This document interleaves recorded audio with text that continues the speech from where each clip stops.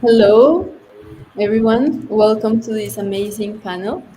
Here we have Margarita, Andrea, Lynn, and Tom with us. These are amazing leaders in the regenerative and ecological transition, and I'm very happy to be with you guys. So maybe Margarita, you can start with telling us about yourself and maybe 1 minute pitch about your project. Okay, hi everyone. It's a huge pleasure to be here. My name is Margarita Samsonova, or I go by my green. I am environmental content creator and founder of environmental media company called Behind the Greens. So we have a goal of bridging the gap between science and creativity through content and really inspiring more people to understand environmental solutions. We really focus on the good things within environment, conservation, creativity as well. So it's based on solutions, inspirations, and really reconnecting people to outdoors using content and, yes, real life environmental action. Awesome. Thank you, Margarita. Tom, you want to go next? Sure. Thank you for having us here today, Andrea. I'm excited to participate in the conversation. My company, Metacarbon, helps brands engage their audience on the topic of climate change using tokenized carbon and carbon footprint calculators to involve their brand audience in learning about climate change in an interactive way. Awesome. Thank you, Tom. Lynn? Hi, how are you? My name is Lynn. I'm from Nairobi, Kenya, and I'm so honored to be here and be part of this conversation. So, what we do, we are the Africa Meta Club. We are a metaverse focused DAO, and we look at the intersection of AI, emerging technologies, and the future of Africa. Thank you. Awesome. Thank you, Lynn. Andrea, you go next. Hi everyone, my name is Andrea. I'm from Peru. I'm the founder of Nodo DAO. Nodo is a community that's basically a bridge of bridges, so it connects diverse communities within local and virtual environments, connecting change makers, creators, and indigenous rural communities that believe that indigenous knowledge, ancestral knowledge should be at the forefront of innovation and social and environmental impact. And it basically intersects blockchain, culture, and art in order to find financial, cultural, and legal autonomy for local cooperatives. The way that we're doing this is initially using blockchain for supply chain management processes to certify fair trade processes within local communities. Awesome. Thank you, Super Andrea. happy to be here. And you go, Jason. Welcome. Um, Explain a little bit about yourself and your project.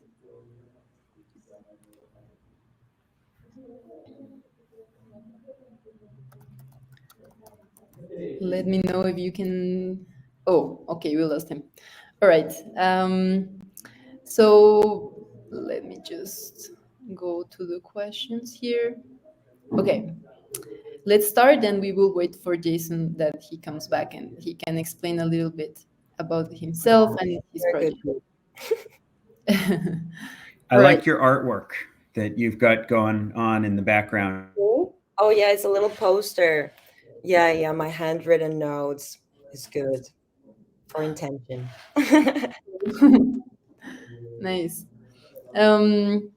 So, Lynn, with your experience in promoting innovative projects in Web3 and Africa, how do you envision developing bioengineering standards that prioritize regenerative and sustainable practices for a world that is already impacted by climate change?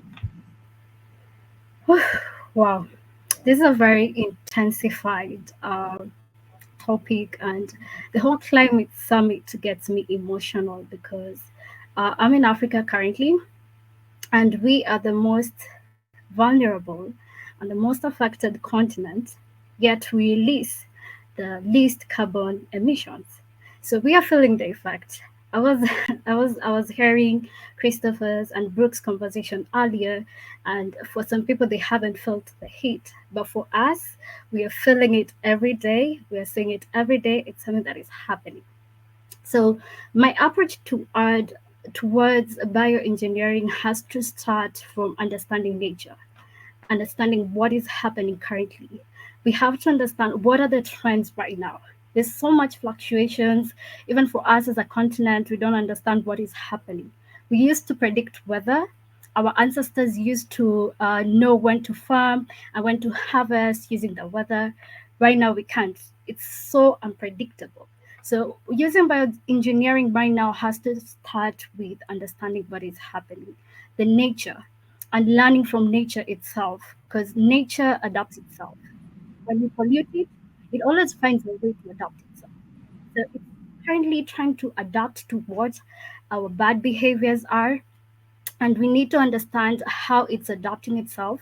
Then look at bioengineering, do a lot of research, a lot of data. We need to use a lot of so many analytics to get this at the intersection of emerging technologies as well. So my first approach would be understanding nature. Awesome. Yeah, I definitely agree. And nature has one or two things to teach us, right? And sometimes we don't even listen and we don't even see it as an inspiration, but we are so like in our minds, in our human minds, and we don't open up to see the amazing things nature can teach to us. Tom, you wanna jump into this question?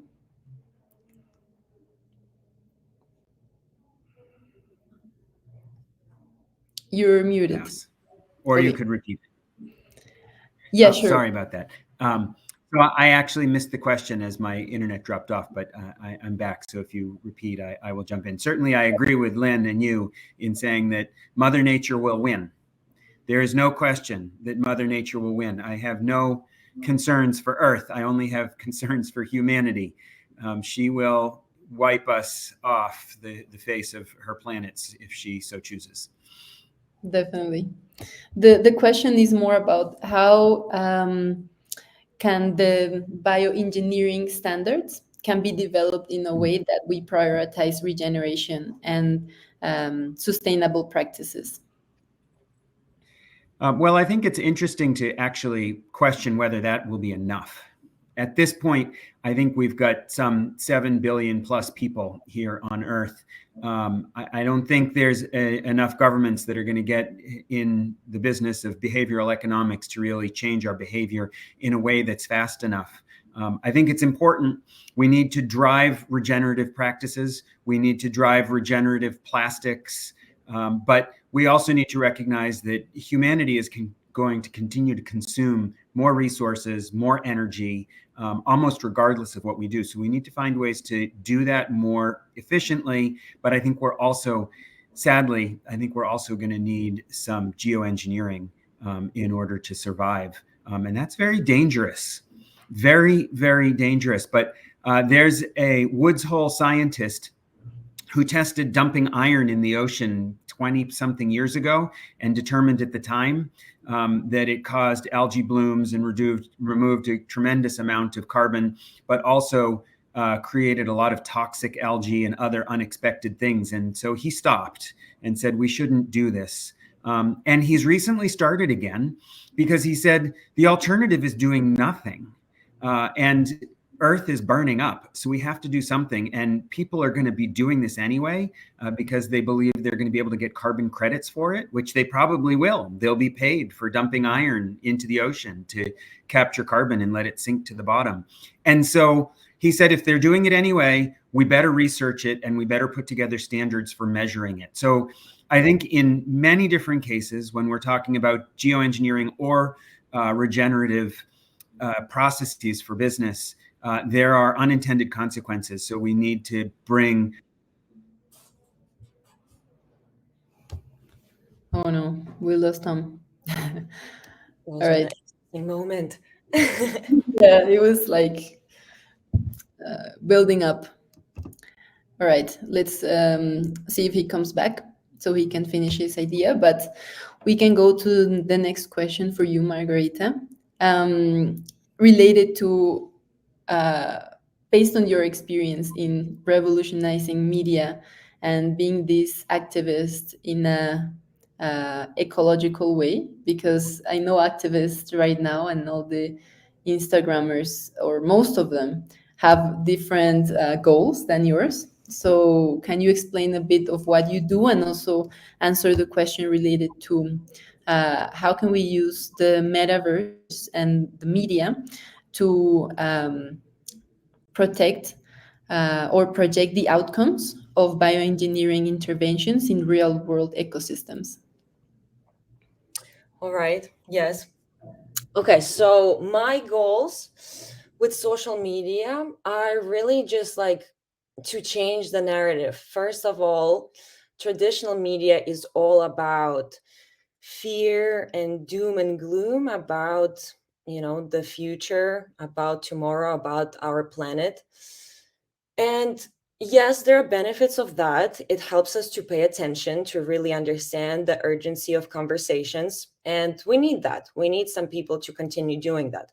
However, I really think that we also need some hope and inspiration and change, and actually showing that there is great future, bright future in jobs around sustainability, in understanding the topics, in being connected and related with nature. It's all incredibly important. And because social media is, it's everywhere, and we're basically kind of glued to our phones 24/7, and we're actually losing this connection with nature.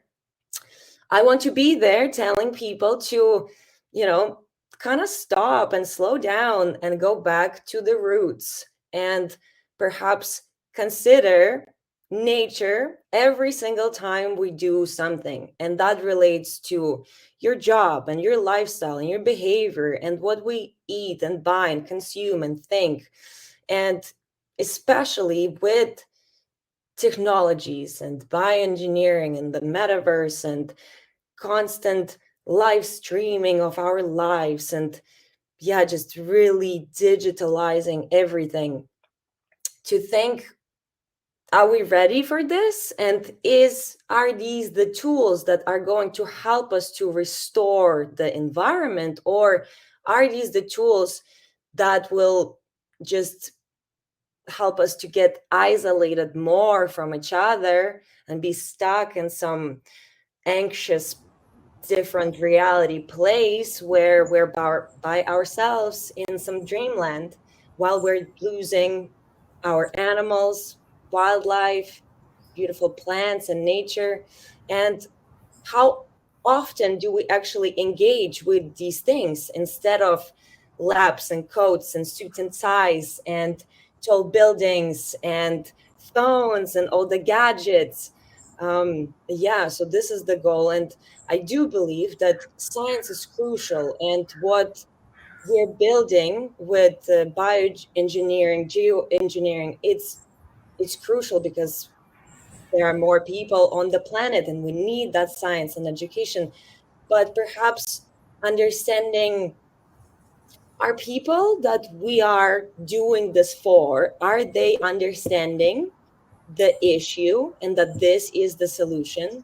And perhaps slowing down and taking the time to explain, this is what is happening. Perhaps we're not going to die, but this is how things are going to change. And here's the solution, and it's nice, and you'll enjoy it. And this is how to use it. And here we go. We're together. The future is bright. Let's just unite and have these discussions. Awesome.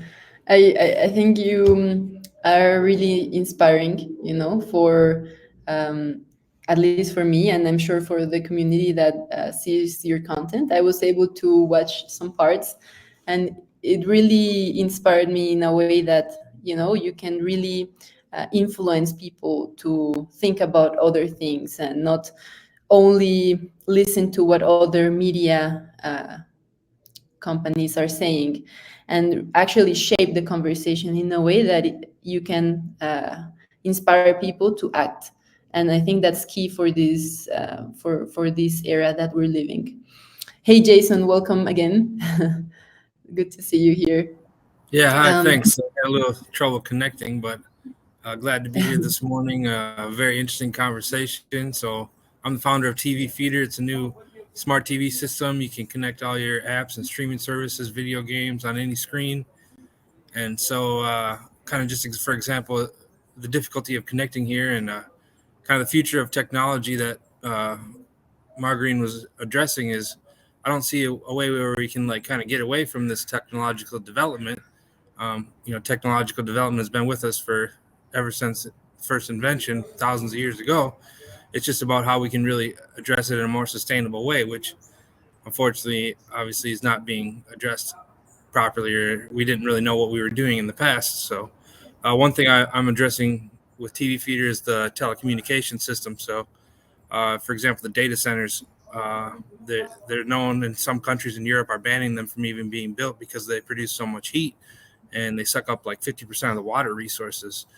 So that's really important to me, like especially when we're going to be having a lot more multimedia going through the internet and the telecommunication system. There's going to be even more exponential growth of the data centers. So I really want to address. I know I have a partnership with the data center groups there's people that are in like the lead organization for lead sustainability building practices, and there's new like servers that are being developed that use better cooling methods. But there's a lot more that needs to be addressed in that regard, and also just with like the chip shortages you hear about in the news with computer chip shortages and like these rare earth metals that are required on all these smart devices. So these are things we need to address. And I'm just happy to be a part of that. And I'm kind of an inventor. I do have some new ideas of how we can continue to be more sustainable in electronics, especially like with recycling. Like for example, these computers, they can go obsolete after a new update next year. People just throw their phone away. I'm assuming they don't even recycle them. So that's a big problem. These all these rare earth metals that end up in the waste and don't even be recycled. And there's with the TVs, there's been like mercury in all the TVs in the past. So this is something that we need these technologies, and we need all these like high tech materials, and sometimes they can be toxic materials, but we need them. So how do we really like advance forward? And same with like the electric vehicles. I'm concerned about like the batteries and like will they be properly recycled? With this exponential increase in batteries, we need to really make sure that like that's used sustainably, and like when these batteries die, like what happens to them? Are they properly recycled? So there's a lot of issues. I don't think it's like going back to like all like get rid of technology in nature. We're trying to advance. We need this technology. We need like AI, for example. We need these like new ways of like having computers help humanity, help us. Like the AI can actually be used to like better manage the power resources in the like the power grid, smart grid, and smart cities. Like these are not bad things that we need to like be pushing away, and like we need to all be like naturistic, but like we really need to focus on just how we can be more sustainable and use these technologies to actually make the world a better place. Like communications, we yeah. can be communicating with everybody around the world, and just like maybe like use better crop management, better recycling practices, better energy practices. So those are all things that I'm gonna be working on. My startup's very brand new, haven't even launched our product yet. So I'm excited to be with this for many years to come. So Nice. Thank you so much, Jason. If you have Let's go. if you have information about these solutions, Jason, I would love to see and receive it, and perhaps also be able to share about them. I have heard of several companies now regarding your comment on the lithium batteries, for example. Um, Around 95% of the lithium batteries that are already used, they can be recycled. Like we just need a method to really do the diagnosis of each battery And then I know companies here in Colombia and in the US that basically they do power banks with these batteries, and they recycle a lot of the lithium and the materials. So there are definitely solutions that we can use to address these issues. I would love to hear more about those. Now that we have Tom, I would like you to answer the next question, and also Andrea. I know you guys have been working in real world solutions, and especially related to monitoring and following each cycle of the products and services that you promote. So maybe let's start with Andrea, with your given your dedication of blending indigenous knowledge with urban projects. Could you elaborate on how do you see AI being seamlessly integrated into bioengineering to predict, monitor, and enhance the regenerative capabilities to restore ecosystems? Well, thank you for this question. I think I have a lot to say here. So basically, the first thing that I would say is that I really believe that the environmental issue that we're having has a root in the social issue that we have as how we relate to each other as human beings. Nature regenerates itself, has been for ages, and will continue to naturally. We have to figure out how we are interacting with each other and how whose voices we're putting in the forefront so that we can actually find solutions so that we can stay here in this beautiful world, right? So I think one of the first things that needs to be done is definitely integrate the voices of the people that have been doing this for generations, the people that have been learning from their, grandparents and grandparents and grandparents how to treat their specific locations of their lands, right?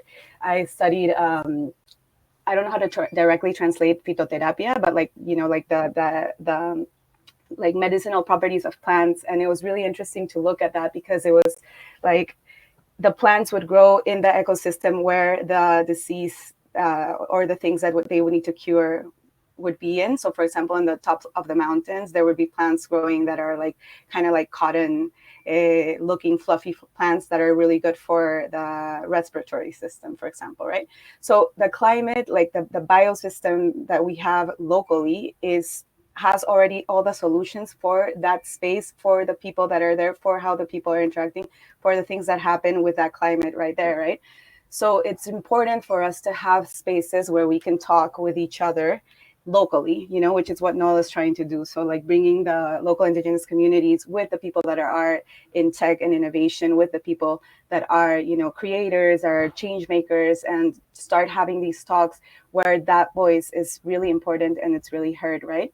And I think one of the main things is that we need to start humanizing and relating to things and like really just bridging the gaps, right? Because many times we have the tendency to kind of dualize things into like both opposites, like, okay, this is the problem and then this is a solution, and the solution could have the problem integrated in it and vice versa. So for example,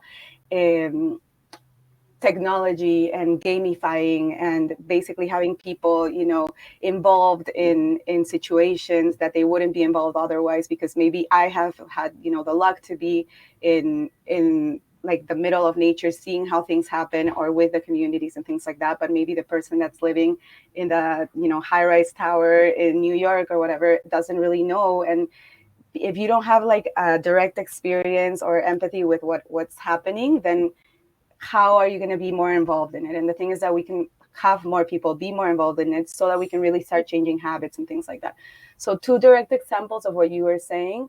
I was just in Iquitos in the Amazon of Peru 2 months ago around, and I was visiting a friend that's working with, I just want to shout out this institute because it's amazing. It's called Instituto Chaikuni. And basically he was showing me how they are tracking. So basically what they're doing is low-tech solutions for the indigenous rural communities in the Amazon. So they are in the Amazon jungle working with a local community there, trying to find solutions of things that they could do technologically with the things that they have available there, not like very high tech necessarily, and apply it and have workshops with other communities and hear what those other communities are doing and implement them, basically. So one of the things that they're doing is they're tracking how different seeds grow. And I have all the pictures of this because I thought it was really cool. Like, they basically are tracking like the beginning of the sprouting of the seed until the end, and in each sub step of this track, they're figuring out, you know, how many made it, how many didn't make it, what was that environment there, like all the data that can be connected there, right? And then they're using that data and adding it to an AI so that the AI can like basically have predictive outcomes for it, right? That's a way to integrate real life things with technology to really help also then adapt it to local communities, right? And I think these things could have even bigger bridges, right? Like if we could be talking to a like cutting edge agricultural technologists, for example, in the other side of the world with the people that are in the Amazon jungle, and, you know, have these things happening. That's kind of the idea of NOLO, like these launch pads, these incubators, these basically think tank labs where, you know, by having more diversity in small spaces or virtual or physical spaces, we can start developing solutions that are social and environmental solutions to help, you know, figure out innovative ways to integrate different sides of the world into the same concept, into the same values, into the same directions, right? So I think that's one of them, and there's so many potentials of things that could be done, you know.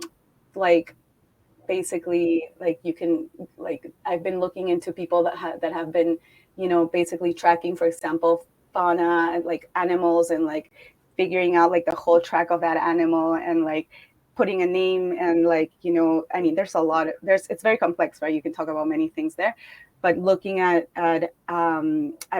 everything that happens in the year and how the animals like moving through nature and stuff like that, and how that can be maybe interacted through a game with someone that's, you know, involved in something. So like find whatever the needs are or the interests are from the other side of the world that's maybe creating the problem in our perception, and really like grab that and find how that can be part of the solution of what we want to do, right? That's beautiful. Thank you so much. And I also think in terms of these integration of nature and technology, especially in Latin America and South America, all the Amazon has so amazing fruits, exotic fruits. And we're basically, I don't know, here in Colombia, we produce a lot of potatoes. And potatoes are not even from here, you know. We can definitely start integrating what nature or the native nature is giving us, and start opening our minds to produce different things and mix indigenous knowledge with more technological knowledge. Let's give the word to Tom. I know you have a lot of experience in this space, especially with blockchain. So go ahead. Thank you, Tom. Well, I'll keep it brief because Oh no. No, you know what, guys? I'm not sure what's going on with my internet today. I'm on calls all the time, but today it seems to be bad luck for me. What I was going to say is there's massive amounts of data that's necessary in order to track and process regenerative processes. This data can come from satellites, it can come from supply chains, and lots of other people can use it and manipulate this data in their own context using AI. So if AI models are trained with data around supply chains or geospatial data around carbon emissions or carbon sequestration or carbon biomass, then other people can learn from this and use these AI models and tailor the solutions to their own particular environment. So that's on the data and AI front. From a metaverse and DAO and blockchain perspective, you know, it is about connecting communities, people to people. And it used to be that we would travel and meet local communities where we went, whether it was other parts of the United States or other parts of the world. And we'd have brother and sister cities that would collaborate on things, but we can do it on such a massive scale right now. So the mangrove restoration project that I work on in Cartagena, Colombia, has 5 or 6 key people that are involved. And they've all now created virtual profiles. They've all set up wallets so that they can receive microtransactions using crypto and blockchain. They also get payments through traditional methods. You got to use all the different rails possible in order to get money into the various locations at the most efficient ways. And then they have the opportunity to engage with people in the metaverse. So if there's a Boy Scout troop in New Canaan, Connecticut, where I live, that wants to get involved in mangrove restoration, they can get involved without anybody else in between them and the local people in Cartagena. And they can even set up an opportunity to go and do community service where they're going into the mangrove marsh and they're digging irrigation trenches or collecting trash or planting or measuring how many of the trees are growing. So there's a great opportunity to collaborate, gather lots of data, and use AI, blockchain, and the metaverse to make it applicable to lots of different scenarios and locations.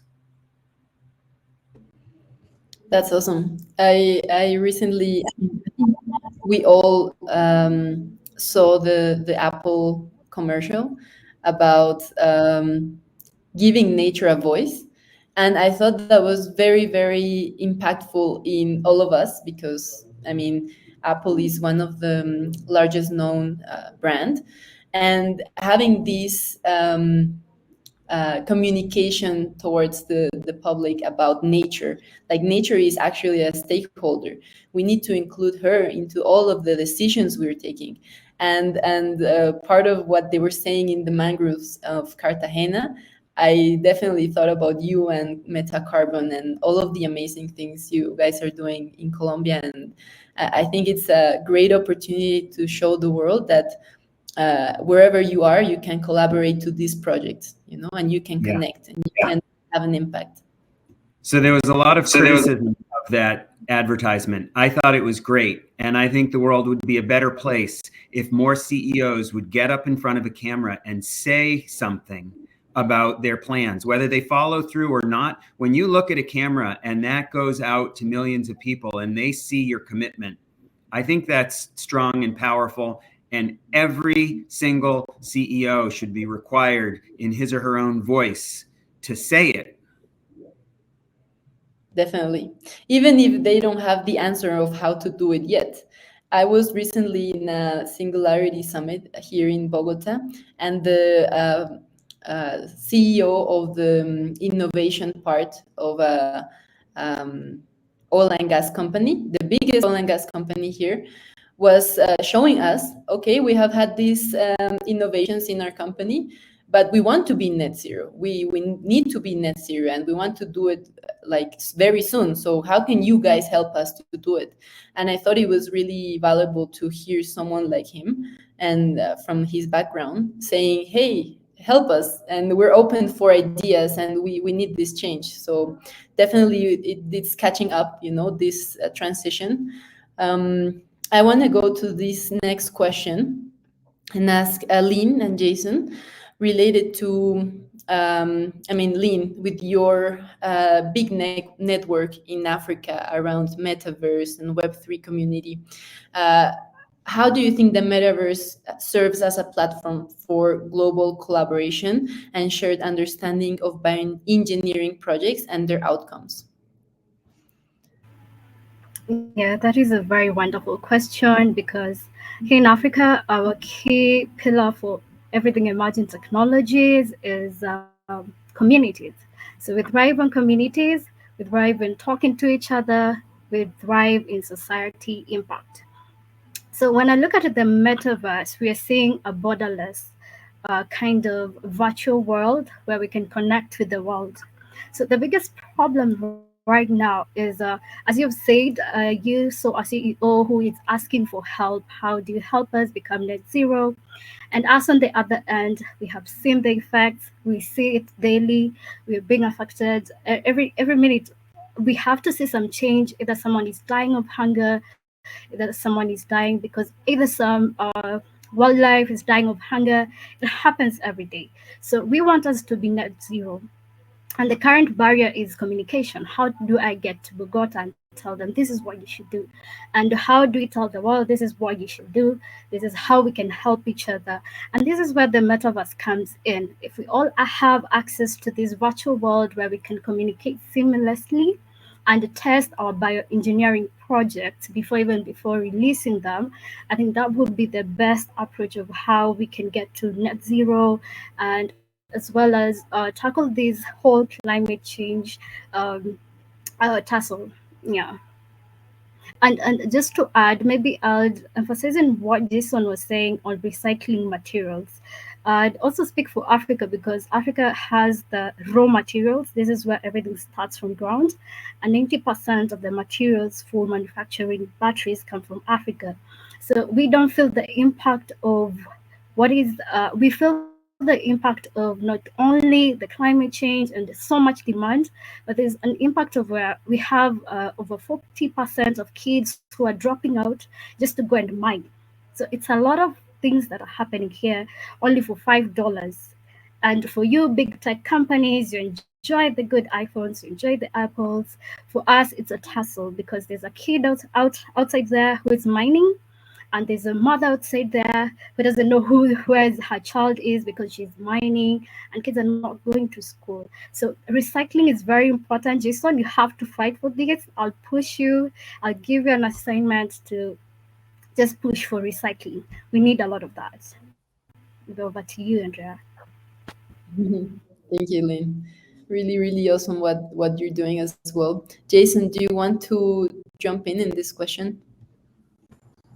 Yeah. So another thing I wanted to talk about too, when we're talking about the bioengineering and the whole idea of the nature and how technology can help us is, so we have these beautiful, like you're talking about the Amazon rainforest and these beautiful like nature preserves. We need to focus on like preserving the rainforest, preserving these natural areas.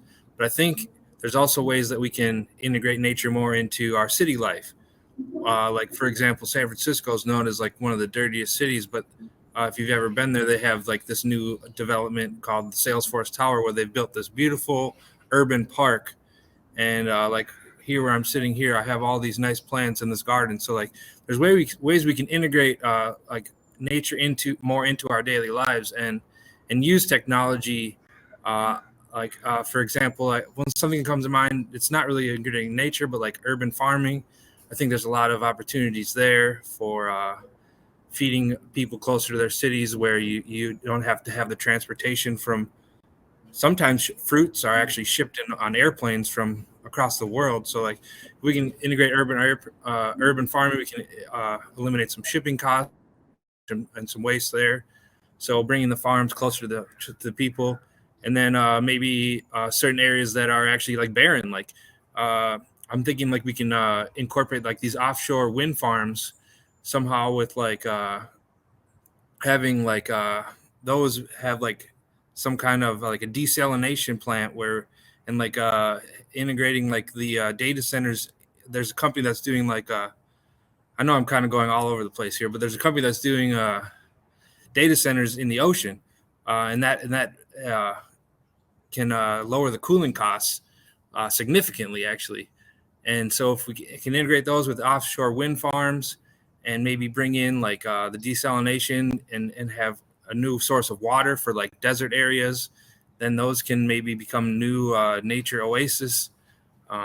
So I know those are kind of like futuristic ideas, but I think there's ways that we can use technology to like integrate nature more into like urban or desert and try and really like grow new ways of growing plants, new ways of growing nature. So that's something I think is an opportunity. I think you should look at Singapore. Many of the ideas that you're discussing have already been implemented there. It's really extraordinary the way they've integrated nature and trees and gardens into the building and the cityscape. And I've seen that beautiful waterfall building in a picture. Yeah, that's amazing. The Changi Airport has the jewel there, which is incredible. But they're very dependent on food from outside. They're an island, of course.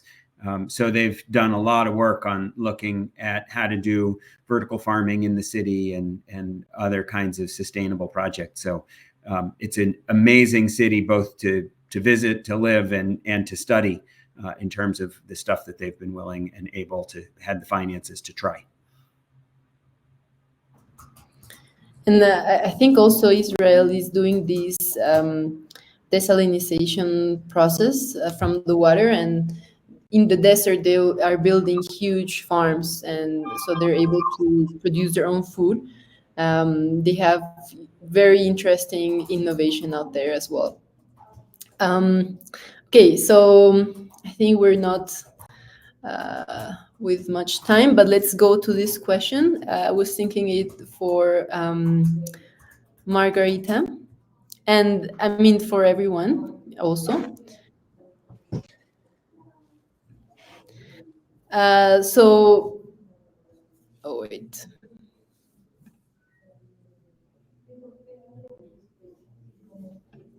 Yes, this one. So, with these regenerative standards, how do you think they can be integrated into the educational and awareness campaigns in the metaverse and also in general in the media to reach a broader audience? Yeah, so I really think, well, first of all, education is the key, but we're advancing so fast that it's becoming more and more complicated. So I think that it has to be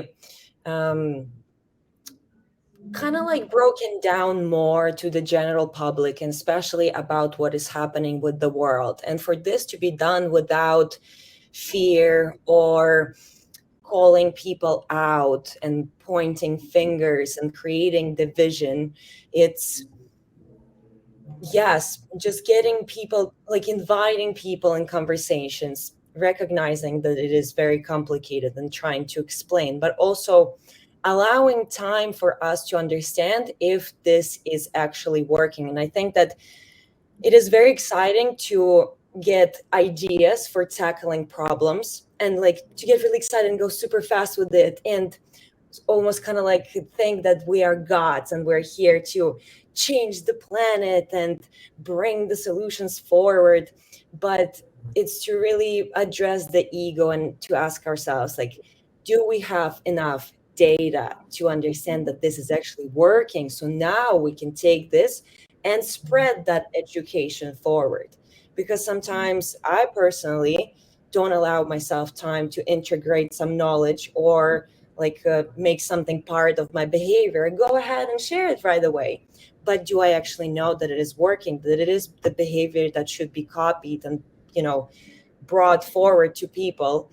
So it's about that. But yes, I really just kind of like to summarize, I think that the solution is to make environment conservation, the health of our planet and ourselves and just our minds and our cores, the center of whatever we're building, metaverse, bioengineering, and just, yeah, to act out of love from the heart, not with fear and ego, and just like pushing forward for change or saving, being saviors of the world.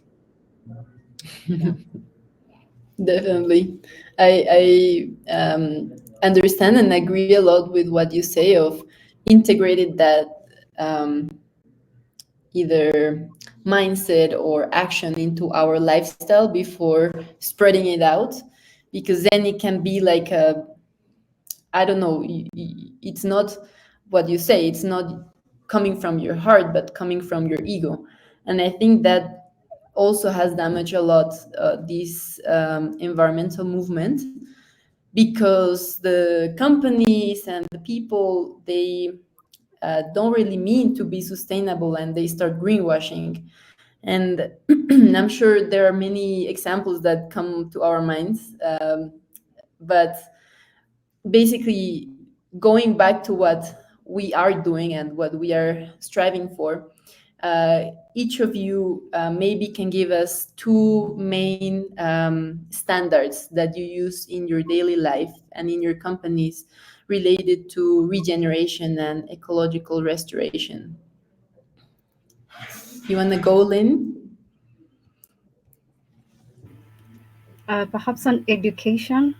Personally, when I grew up, we grew up with a very good relationship between the nature, wildlife, and the first thing when you grow, when you're a kid, an African kid, the first trip you do is a nature walk, is a nature park. You go and see the lions, the elephants, and when you're a kid, you always taught how to respect each other, how you can live together, loving trees and all that.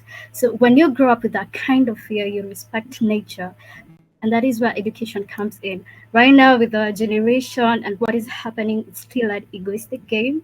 But if we can also start with kids and just telling them this is how the relationship between us and nature is, this is how we relate, this is the benefits of the trees. For us, we even had to go. I remember when I was a kid, we used to go to the forest with our ancestors, with my grandparents, and they would just teach us every tree and the benefit. This is the this and this tree is called this tree has this benefit. This tree has this benefit.